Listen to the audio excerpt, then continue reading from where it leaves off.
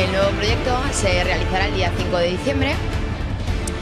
Contaremos con José Conca.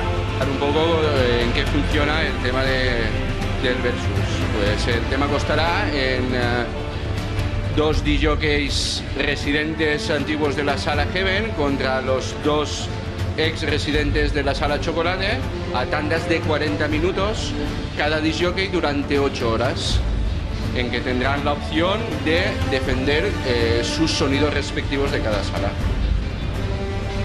Hola, soy Chimo 3D y nada, estamos aquí compañeros, Conca, Maite y Arturo, y nada, presentaros un poco este cara a cara entre José y yo. Y bueno, lo que se trata de este cara a cara es poner de los mejores temas de nuestra época, en este caso de la época del 93 al 95, es un poco en lo que nos vamos a centrar, y poner los mejores temas y hacer las mejores mezclas. Yo voy a defender el sonido Heaven, indudablemente, José defenderá el sonido Chocolate.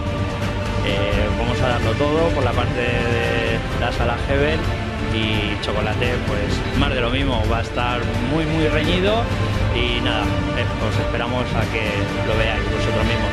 Yo os paso con José.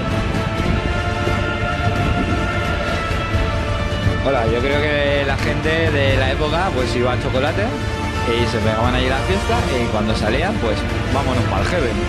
Y de esto se trata, ¿no? De revivir aquellos tiempos, y vamos a dar lo máximo cada uno.